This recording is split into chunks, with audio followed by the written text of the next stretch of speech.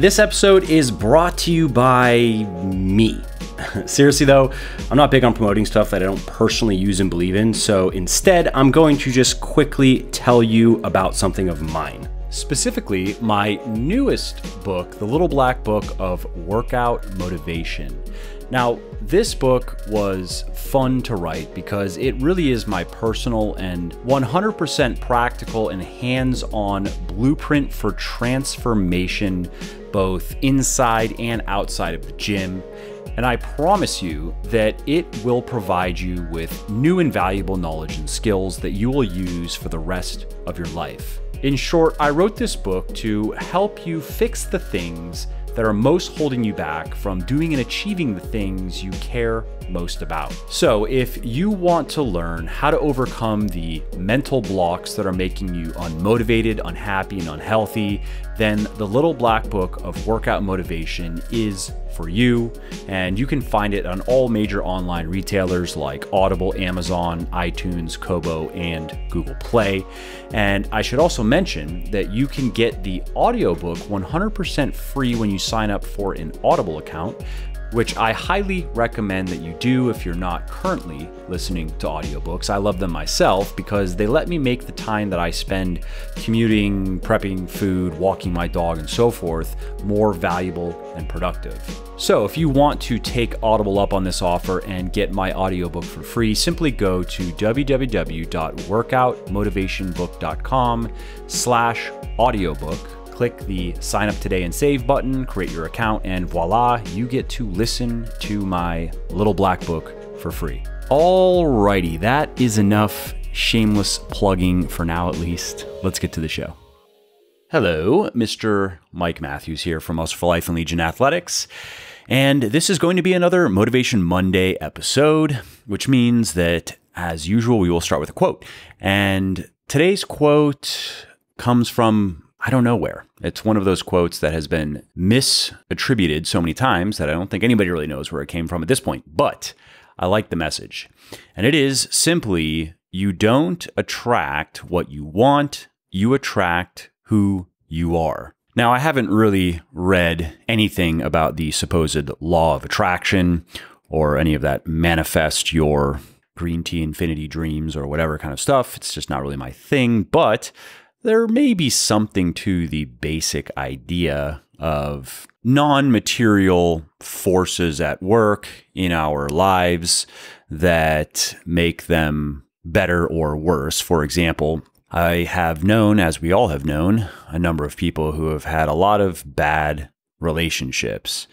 And I've spoken with a few of these people and tried to point out to them, like, do you recognize that the common denominator in all of your failed relationships is you? Because often these people were placing blame elsewhere and in every case had external reasons for why things didn't work out and really didn't want to look in the mirror. I think that the political realm is another good example, especially when you view it through the lens of history, in that people ultimately get the government that they deserve. As people, as society generally becomes more dissolute and degenerate and dysfunctional, so does their government until eventually it all just falls apart. Anyway, that is another discussion that I will save for another day.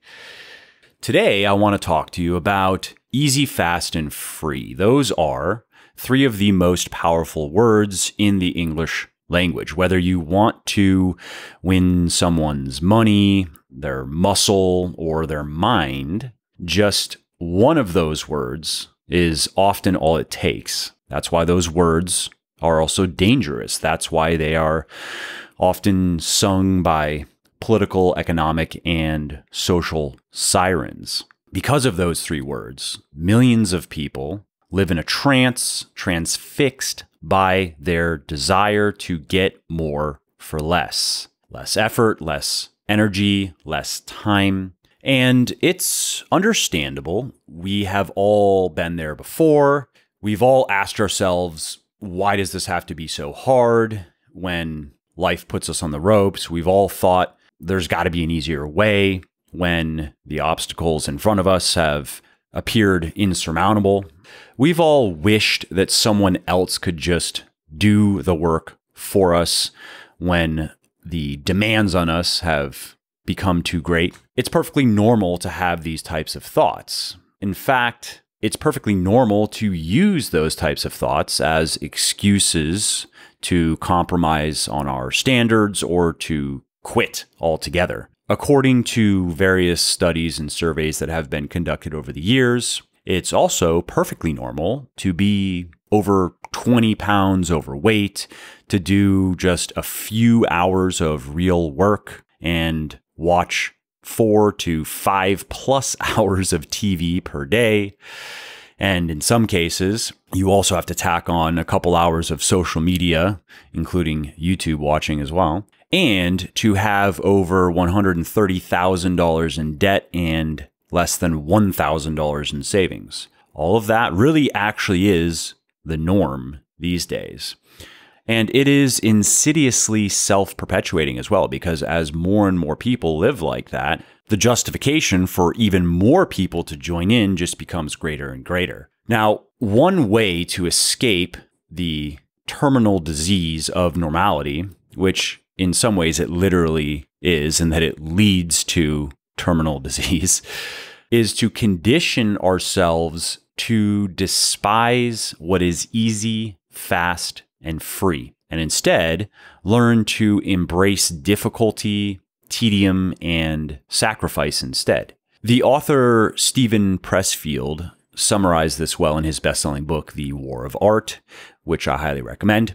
He said, quote, "The years have taught me one skill, how to be miserable. I know how to shut up and keep humping." In E.N. Gray's enduring essay, The Common Denominator of Success, he argued that the biggest thing that sets the successful in any field or endeavor apart from the unsuccessful is the habit of doing the things that most people simply don't want to do. It's not even that successful people like doing these things. They just have enough drive to muster the willpower and the energy to do them regardless of how they feel. Now, I don't know about you, but I can definitely relate to those sentiments. I'm often asked for advice. People often email me and ask how to be more successful in their fitness or their business or just their lives in general. And one of the more important lessons that I've personally learned and that I share is this: if you want a hard life, then go in for the easy, fast, and free. If you want an easy life, pursue the hard, slow, and costly. In other words, I've found that the most difficult way to do things almost always turn out to be the easiest in the end, as well as the most effective. And that's often why they turn out to be the easiest, because they're almost always the only ways that actually work. Nothing is more frustrating than putting in time, effort, energy for failures, for very little progress. But you take that same time, energy, and effort and put it into something that produces actual results. Maybe they're a bit slower or a bit smaller than what you anticipated or what you hoped for going in. But the fact that you can continually make progress changes your perception of the work itself. Now, I believe in this so wholeheartedly that when I enter a new activity or a new discipline, the first thing I do is to go looking for the purposeful, hard work that most people simply don't want to do. I actually ask myself, what is the average person running away from here? And more often than not, that question alone helps me easily discover the most direct paths to getting real results. So take fitness, for example. Right now, there are millions of overweight, out of shape people who are completely at sea. They are wandering from one 30-day shred program to another, one fad diet to another. You know, they're chasing the easy, the fast, the free, the mirages, the magic bullets, the quick fixes. I recently met someone in the gym who had been stuck in this rat race for many years. His name is Josh, and his story was familiar. Josh had over 30 pounds that he wanted to lose, and he had tried many fad diets over the years, and he just wasn't sure what to do next. So Josh asked me my thoughts on the magic bullet du jour, the ketogenic diet. And here's my reply. I told him that if you finally want to get in shape, just do a few hours of intense exercise per week, let's say 3 to 5. Do anything that you like. If you want a little bit more advice there, I recommend putting a fair amount of that time into training your muscles. But if you're not really into that, do whatever you enjoy most. Come do classes. We go to Equinox and they have classes that a lot of people like. I'll just go do classes, do whatever you want. 3 to 5 hours of intense exercise per week. And I want you to eat 2,000 calories per day and no more than that. And I want you to get at least 150 grams of protein. I don't care what foods you eat right now. Eat whatever you like. Just stick to those numbers. And if you want some bonus points, yeah, eat some fruits and vegetables as well. Now, when Josh heard that, he was skeptical, of course. What about sugar? What about carbs? What about red meat? And I said, I don't care about any of that. He still had a hard time processing what I was saying. He was like, so you're saying that I can eat any of those things, really anything I want, so long as I stick to 2,000 calories and 150 grams of protein per day? Yes, that's it. I don't recommend eating a bunch of sugar, I told him, because you're probably going to feel like crap. But if you do want to have a treat every day or you want to have some sugar every day, whatever, just fit it into your calories. And Josh thought about it for a minute and he said something interesting. He said, you know, it's funny that you say that because all these years I have sworn to myself that I would never count or track calories. And now you, the fittest person I know, are telling me to do just that. 6 weeks later, Josh was down over 15 pounds. And more importantly, he now understands the ground truth about the relationship between energy balance and body composition. And he will never again puzzle over his body weight. It's now under his control. And he also shared with me something that I thought was particularly interesting and that inspired this podcast. There was a saying in medieval alchemy, and it went in sterquilinus in venitur, and it roughly translates to in filth it will be found. Now, Carl Jung later expounded on this, and what he said is that what we most want to find in our lives will be found in the places where we least want to look. And that perfectly summarized Josh's fitness epiphany. In the filth of energy balance and macronutrient balance, those are very unsexy, unpalatable subjects that most people want to avoid because they tell you that, no, you can't eat whatever you want, whenever you want. You do have to actually pay attention to the foods that you eat, and you have to actually understand how much energy you are burning and how much energy you are eating and so forth. So in all of that is where Josh discovered the quote unquote diet secrets of the super fit. And so it is with most everything in life. Only in the filth of all the things that are difficult, complicated, uncomfortable, unexciting, and sometimes exhausting are the true gems found. For instance, I'm often asked what book or tip or trick has most contributed to my development as a writer. And my answer is I have spent about 6 years now in the muck and grime of writing. I've read thousands of pages of challenging literature. I've spent hundreds of hours in dictionaries learning new words. I have flipped through piles and piles of vocabulary flashcards that I make. I have copybooked hundreds of pages of work from legendary writers who I admire and whose work I aspire to. And I've also written and published over 1.5 million words now, probably between my books and articles over at Muscle for Life and Legion. And what has all of that gotten me? Well, it has gotten me to a point where I am merely competent by my own standards. maybe another 6 years of that, and I will see what I consider glimmerings of greatness. I'm also learning to speak German. And instead of wasting time on the easy, fast, and free of the language learning space, which is easily spotted, anything that says you can be fluent in 3 months, for example, and that includes audio programs, software apps, those products are designed to make you feel like you are progressing toward fluency when you're really not. And so instead of wasting my time with any of that, I am deep in the mines, covered in the soot and grunge of thousands of SRS flashcards, which I'm using to build a vocabulary as well as an understanding of the basic grammar rules, because German grammar is very different than English grammar. How you compose sentences is completely different. So you have to learn a new way to think, really. And in addition to that, I'm also spending time in grammar and sentence building textbooks, which are where I get the material for the grammar flashcards from. So there are some good textbooks out there that really do walk you through all the grammatical and syntaxical things that you need to understand to speak the language well.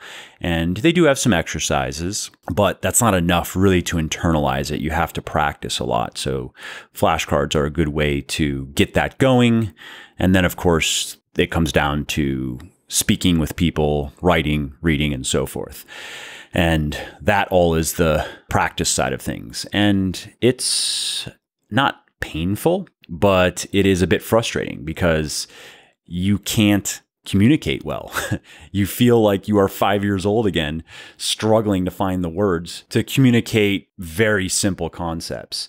But the good news is I am making progress. I'm making real progress. Eines Tages werde ich gut Deutsch sprechen. One day I will speak good German. It will happen. It just takes time. Now, if everything I have said here leaves you feeling a little less than inspired or maybe even a little disillusioned, I do understand. I've been there before myself, but you should know this. Nothing is more difficult and ultimately disappointing than the quest for easy, fast, and free. It's a shell game of false hopes and fool's paradises where you simply can't win. Someone once asked the Spartan king Leonidas to identify the supreme warrior virtue from which all others flowed. His reply was contempt for death. For us, as strivers and scrabblers of all stripes, think the difficult. Contempt for the difficult is our cardinal virtue. So what is a gem that you currently desire? What is a shiny, attractive goal that you currently feel drawn toward? Now consider, what is the purposeful hard work that most people with the same desire don't want to do?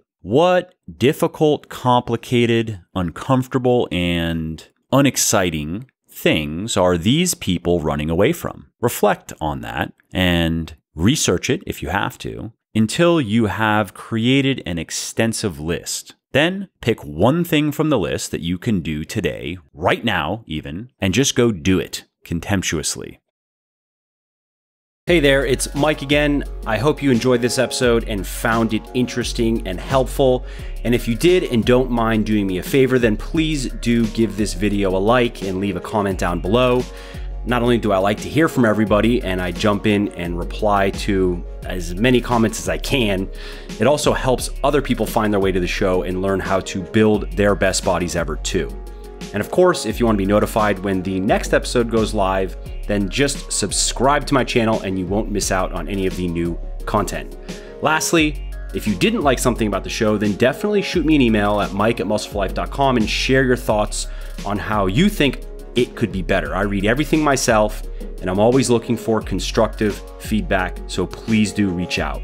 Thanks again for listening to the episode, and I hope to hear from you soon. Oh, and if you liked this episode, then you are going to love my newest book, the Little Black Book of Workout Motivation. You should definitely check it out because this book is my personal and 100% practical and hands-on blueprint for transformation, both inside and outside of the gym. I promise that this book will provide you with new and valuable knowledge and skills that you will use for the rest of your life.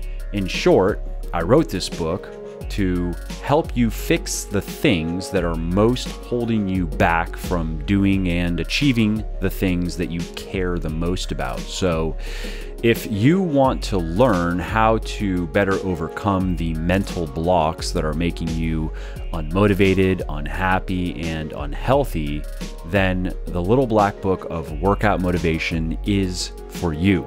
And you can find it on all major online retailers like Audible, Amazon, iTunes, Kobo, and Google Play.